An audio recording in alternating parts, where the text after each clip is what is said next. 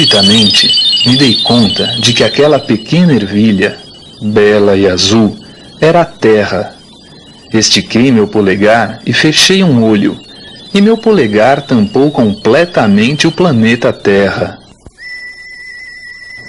Eu não me sentia um gigante, mas muito, muito pequeno.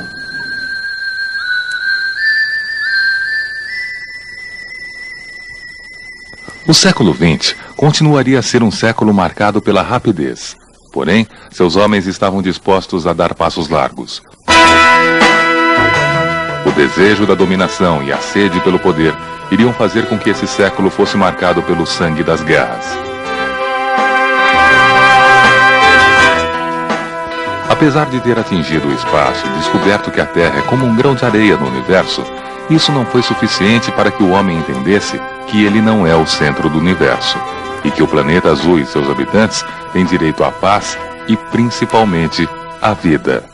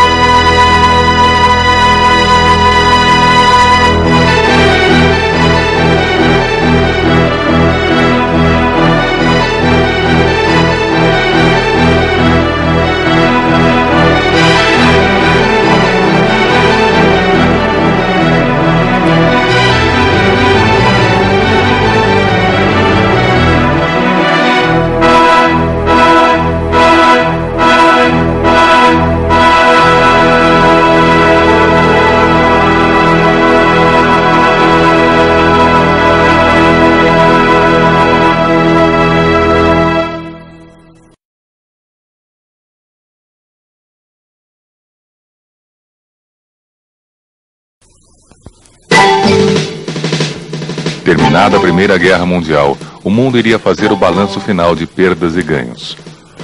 O país mais prejudicado com a guerra foi a Itália.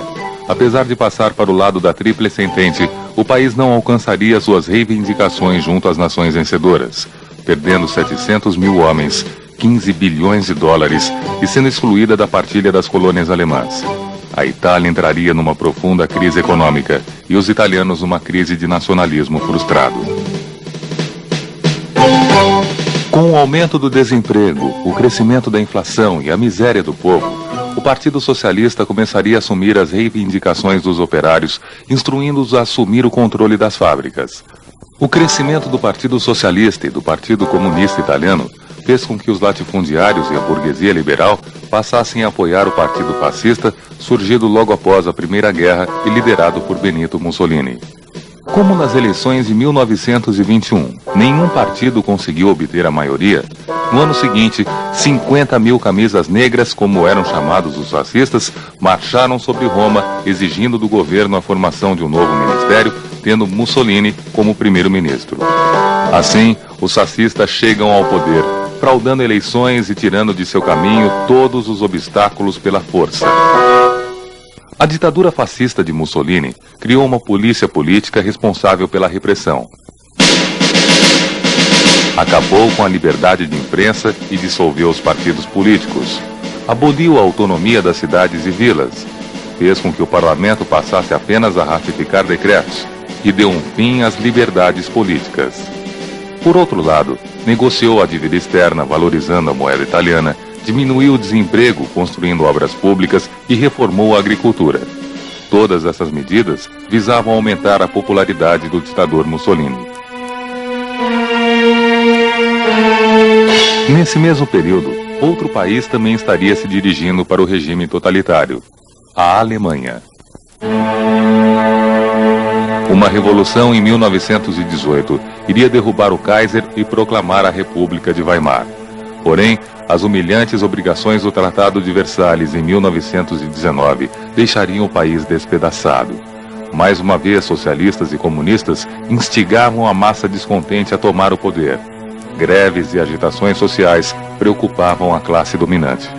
O partido nazista, chamado Partido Nacional Socialista dos Trabalhadores Alemães, é fundado em 1919 e seu líder, Adolf Hitler, o transformaria no maior partido alemão. Apesar do nome, o partido nazista combatia o socialismo e os ideais dos trabalhadores sempre através da violência. Assassinatos, espancamentos e sequestros eram os métodos usados pelos nazistas. Com o craque da Bolsa de Nova York em 1929, mais uma vez a economia alemã entraria numa crise, e o partido nazista aproveitava a situação para pedir o apoio da burguesia temerosa do socialismo. Em 1933, o então presidente von Hindenburg nomeia Adolf Hitler chanceler, uma vez que o partido nazista já tinha muitos representantes no parlamento. Com a morte de Hindenburg em 1934, Hitler suprime o cargo de presidente e nomeia a si mesmo Reichsführer, senhor absoluto da Alemanha. Para assegurar o poder, Hitler cria as tropas de choque particulares como a SS nazista e a Gestapo, a polícia política que tinha o papel de impor as ideias nazistas pela violência.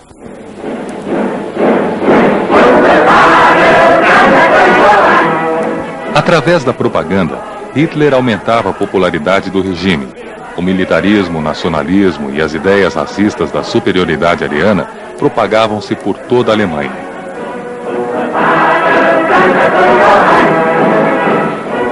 Unidos em torno do ideal fascista, a Alemanha, a Itália e o Japão formam uma aliança. Esse último, o Japão, em 1931, conquista um território chinês, a Manchúria, e desliga-se da Liga das Nações, que condenou a invasão, mas não participou militarmente. Diante da indiferença dos países da Liga das Nações, a Alemanha passa a desobedecer o Tratado de Versalhes e começa a se militarizar novamente, invadindo a região do Reno na fronteira com a França. A Itália, seguindo o exemplo alemão, toma a Etiópia na África. Como a Liga das Nações continuou indiferente, em 1938, Hitler anexa a Áustria e ameaça invadir os Sudetos tchecoslovacos, onde habitavam milhares de alemães. Em setembro do mesmo ano, é assinado o Acordo de Munique entre Inglaterra, Alemanha, França e Itália, determinando que a região fosse entregue à Alemanha. Enquanto a Itália conquistava a Albânia, Hitler alegava a intenção de reunir os povos germânicos e anexava o restante do território tcheco, exigindo para si uma faixa de terra da Polônia habitada por alemães que ligava a Alemanha ao Mar Báltico. Agora, a Grã-Bretanha iria garantir auxílio aos poloneses. A estratégia de Hitler foi assinar um pacto de neutralidade soviética e invadir a Polônia 1º de setembro de 1939. Caso houvesse uma guerra, suas tropas não ficariam cercadas pelo Ocidente e pelo Oriente. 2 dias depois, a Inglaterra e a França declaram guerra à Alemanha. Era o início da Segunda Grande Guerra Mundial. O Terceiro Reich se utiliza da chamada Guerra Relâmpago. Em um mês, toma a Polônia em 1940, conquista a Noruega, a Dinamarca, a Holanda, a Bélgica e a França. De Londres, o general Charles de Gaulle comanda a resistência francesa. No ano de 1941, Hitler invade a Iugoslávia e a Grécia.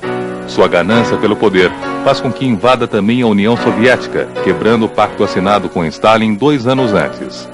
Nesse mesmo ano, o Japão causa a entrada dos Estados Unidos no conflito depois de bombardear Pearl Harbor, uma base naval americana localizada no Pacífico.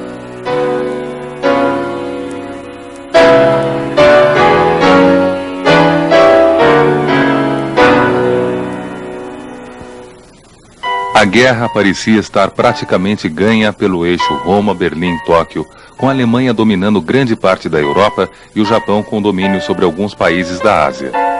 Mas no final de 1943, essa situação começou a se reverter.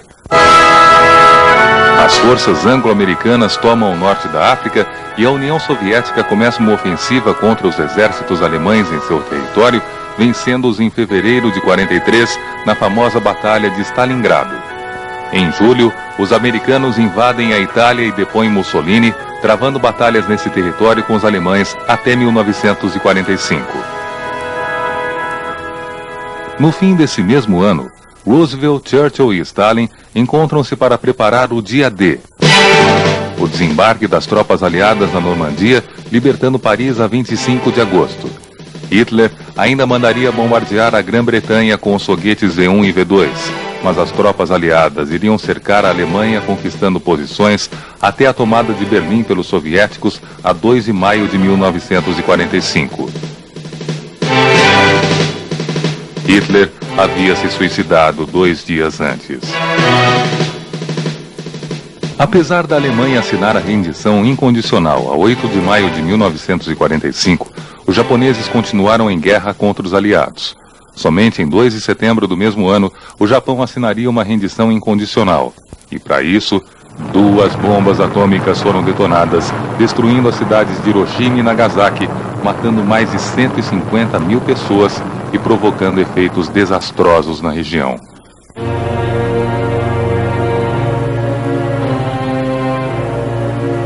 A partir dessas explosões nucleares, a história da humanidade tomaria um novo rumo. A ameaça de uma guerra nuclear entre as grandes potências poderia ameaçar a sobrevivência em todo o planeta. Até 1947, os países aliados contra os nazistas apoiavam o sistema socialista da União Soviética. Só para se ter uma ideia, durante uma conferência entre Estados Unidos, Inglaterra e União Soviética, ficou acertado que esta última teria garantida a implantação do socialismo em alguns países, como a Polônia, a Alemanha Oriental e nos países da Península Balcânica.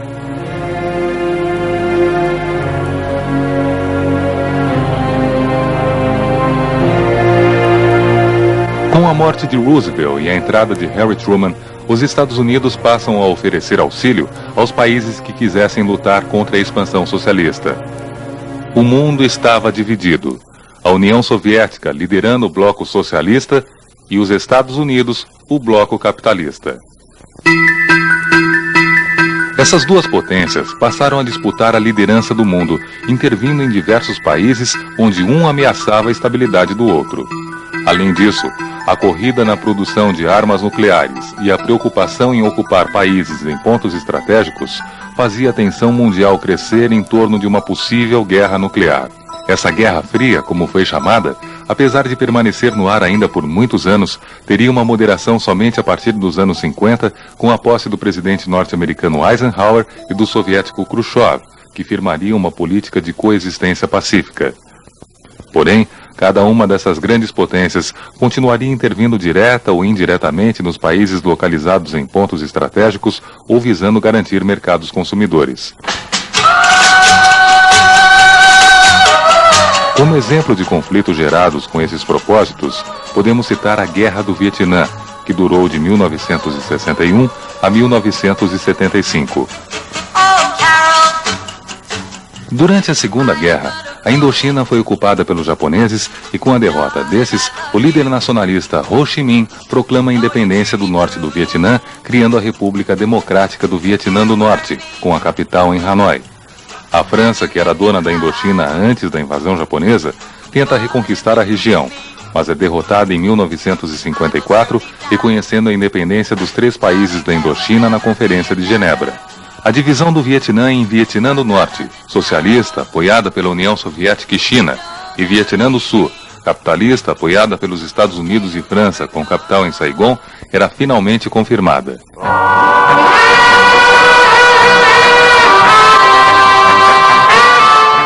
Em 1960, as tropas do Vietnã do Norte invadem o Vietnã do Sul. O presidente norte-americano John Kennedy resolve então aumentar para 15 mil o número de conselheiros militares americanos que estavam no país desde 1955. Pacifistas organizam manifestações contra o envio de soldados americanos para o conflito. O presidente Kennedy já admitiu o fato de retirar as tropas americanas da região. Porém, em 1963, durante um desfile na cidade de Dallas, John Kennedy é assassinado com um tiro disparado por um franco-atirador.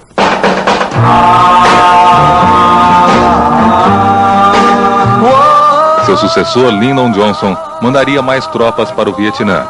De 1964 a 1969, mais de 540 mil norte-americanos seriam enviados para lutar na Indochina.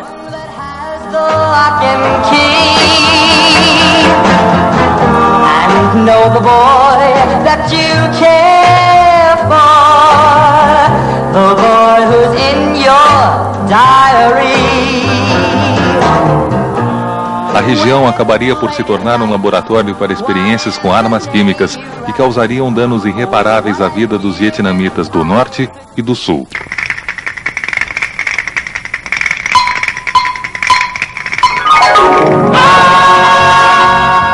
A vitória do Vietnã do Norte, com o uso de guerrilhas organizadas, iria deixar um saldo trágico para os norte-americanos. 45 mil soldados mortos, 1.800 desaparecidos e mais de 300 mil militares feridos. Em 1973, os Estados Unidos saíam da guerra sem conseguir que o Vietnã do Norte retirasse suas tropas. A guerra só iria terminar em 1975 com a derrubada do governo arbitrário do Camboja e do Vietnã do Sul e a criação da República Socialista do Vietnã em 1976. Apesar da tristeza e morte causadas pela Guerra do Vietnã, um outro fato estaria fazendo o mundo se emocionar: a conquista do espaço e a chegada à Lua. A União Soviética lança ao espaço em 1957 o primeiro satélite feito pelo homem. Um mês depois, um foguete levaria ao espaço o primeiro ser vivo, a cadela kudryavika da raça Laika, que morreria no espaço. Mas o primeiro homem a tripular um foguete foi o russo Yuri Gagarin, em 1961, permanecendo 108 minutos em órbita no Vostok 1. Emocionado, Gagarin exclamaria: "A Terra é azul." Depois de Gagarin, outros astronautas viajariam ao espaço. Os Estados Unidos, depois de alguns erros, começam a obter sucessos com os projetos Gemini e Apollo. E finalmente, a 20 de julho de 1969, os astronautas norte-americanos Neil Armstrong e Edwin Aldrin pousam com o módulo lunar da Apollo 11 e conseguem, pela primeira vez, pisar no solo da Lua, fincando uma bandeira norte-americana e brincando como crianças no vácuo do espaço. O sonho do homem em atingir a Lua, como no filme de Méliès produzido no início do século XX, estava concretizado. Mas seria apenas o começo de uma série de viagens de exploração do espaço. Enquanto parte do mundo está com os olhos voltados para o céu, as guerras não param. Conflitos entre árabes e judeus, a expansão do socialismo para a América Central com retaliação norte-americana, guerra no Líbano, a formação de uma república islâmica no Irã, a guerra entre Irã e Iraque confrontando cristãos e muçulmanos, transformaram as décadas de 70 e 80 nas mais violentas da história. A todo momento, a paz mundial é colocada em risco. A Argentina, afogada em ondas de protesto contra o regime de repressão imposto pelo governo dos generais, iria embarcar em uma guerra com a finalidade de incentivar o nacionalismo. E a 2 de abril de 1982, a Argentina invade as Ilhas Malvinas, pertencentes à Inglaterra. Estava começando a Guerra das Malvinas.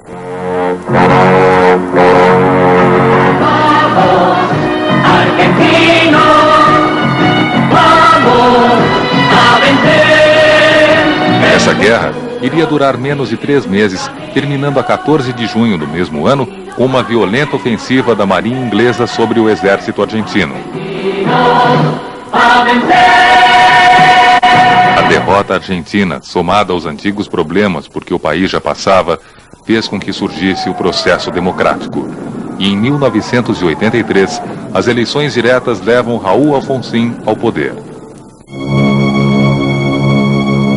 Mas o conflito que mais assustou o mundo nessas últimas décadas foi sem dúvida a Guerra do Golfo Pérsico.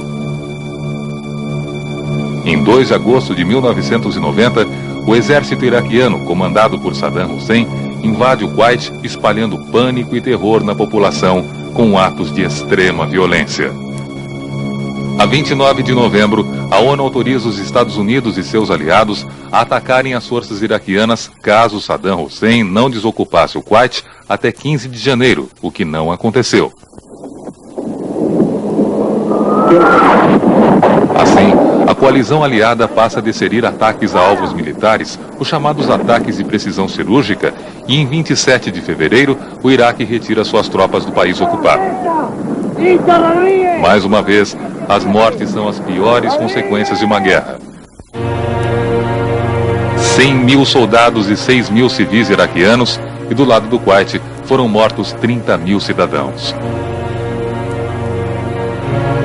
Uma guerra curta, mas que mostrou o que as armas atuais são capazes de fazer. Uma guerra de maiores proporções poderia ter consequências irreversíveis para o planeta.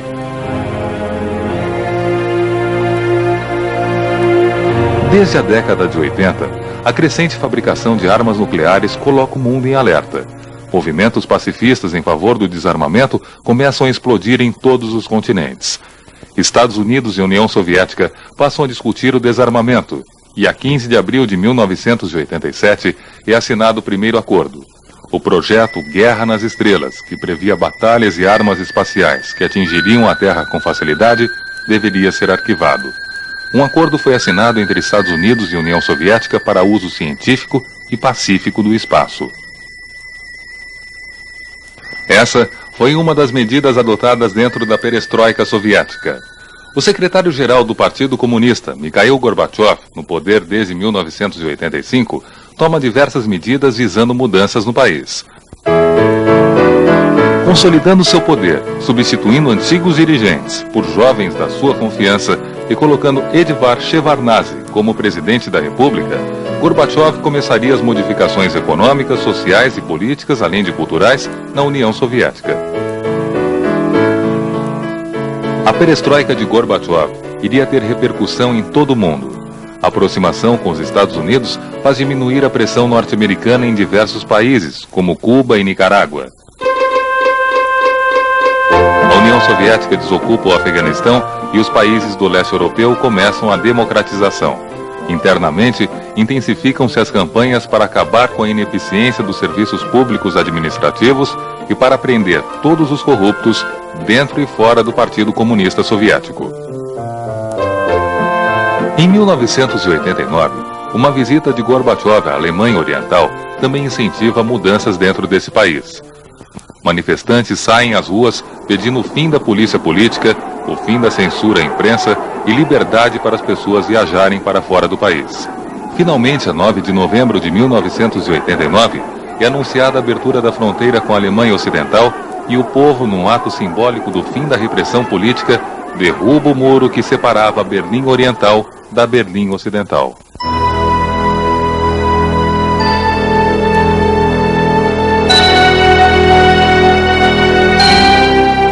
Quase um ano depois, a 3 de outubro de 1990, apesar de muitas divergências e protestos de ambas as partes, um acordo de unificação econômica, social e monetária passa a vigorar. Seria mais um capítulo da história da humanidade, escrito no século XX.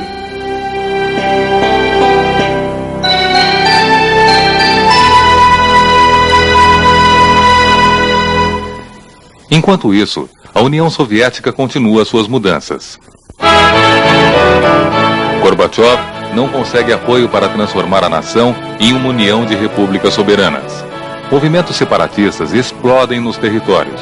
Um plebiscito aponta a vontade da população pela independência e nem mesmo uma tentativa de golpe por parte dos conservadores consegue impedir que a União das Repúblicas Socialistas Soviéticas seja desmembrada.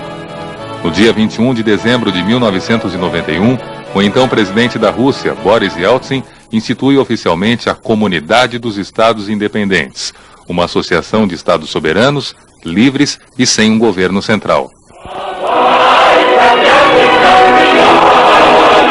A bandeira vermelha com a foice e o martelo é retirada do Kremlin.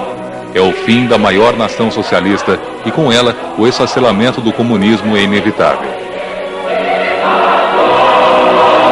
A Guerra Fria entre os Estados Unidos e a União Soviética chega ao fim. Agora, cabe ao mundo outras guerras. A guerra contra o desarmamento, contra a fome e a miséria. mas outra guerra iria também marcar o século XX. A vida no planeta Terra está em perigo. O desenvolvimento e o progresso alcançados nesse século têm um preço muito alto, e é o meio ambiente quem vai pagar esse preço. A poluição, o efeito estufa e os buracos abertos na camada de ozônio vão aos poucos aquecendo o planeta, o que pode transformá-lo num enorme oceano com o derretimento das calotas polares. As florestas estão sendo derrubadas, os animais não têm mais o seu habitat natural para viver e o desequilíbrio na cadeia alimentar faz certas populações aumentarem enquanto outras morrem de fome. Em breve, o calor pode acabar evaporando toda a água, não haverá mais florestas e os seres vivos terão de viver em um deserto. Esse pode ser o fim do planeta Terra.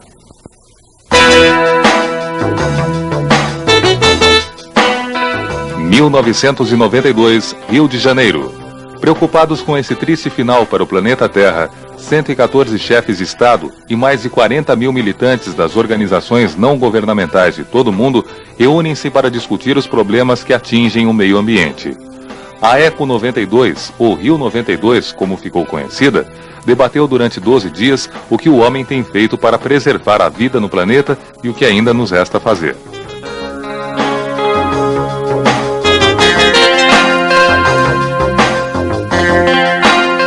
O encontro pode não ter sido suficiente para acabar com a devastação do meio ambiente, mas a possibilidade de aliança entre as organizações não governamentais, os estados e a sociedade já é um grande começo para se evitar que o planeta azul seja destruído. Do alto de sua astronave, Yuri Gagarin descobriu que o planeta era azul. E os egípcios, há mais de 3.000 anos, já aproveitavam esse azul da água para irrigar os desertos e produzir riquezas. Riquezas como as obras de arte gregas, que inspiravam filósofos e arquitetos de templos semelhantes aos de Roma, que transpiravam poder e centralizavam o império. Império que seria tomado pelos mouros, assenhorado pelos reis e seus castelos e dividido em nações através dos templos. Nações que construíram potências, formaram exércitos e se destruíram em guerras. Resta o homem contemporâneo tomar os exemplos da história, aprender com seus erros e acertos e utilizá-los de guia para formar o seu futuro.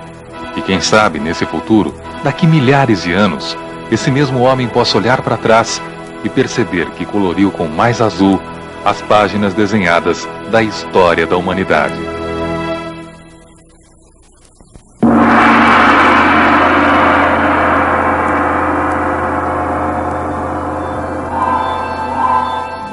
O século XX, um tempo de desenvolvimento e tecnologia, iria conhecer seu maior inimigo somente em suas últimas décadas. A AIDS, síndrome da imunodeficiência adquirida, seria a nova peste negra na história da humanidade. Um mal que ataca o sistema imunológico de qualquer pessoa, acabando com suas defesas contra as doenças e transformando-a num alvo fácil às infecções. Mas de onde teria vindo essa doença que pode aniquilar toda a população do planeta? Acredita-se que o primeiro caso de AIDS tenha surgido em 1959 em um marinheiro que teve uma morte misteriosa. Mas foi somente em 1981 que os epidemiologistas americanos constataram, em um grupo de casos de doenças comuns, o mesmo agente causador, um vírus que batizaram de HIV. De lá para cá, a Organização Mundial de Saúde estima que cerca de 13 milhões de pessoas já estejam contaminadas pelo vírus HIV. 80% dos casos nos países subdesenvolvidos. Mas o que não se sabe é como e onde esse vírus teria surgido. Como uma doença misteriosa que mata um jovem em 1959 é somente diagnosticada na década de 80, depois de já ter se alastrado por todo o mundo, teria sido mais uma experiência humana em busca de uma nova arma bacteriológica, resultado da Guerra Fria? Seria uma experiência de laboratório, inconsequente, que teria saído do controle dos cientistas e agora mata indiscriminadamente? Este é mais um terrível enigma da história da humanidade.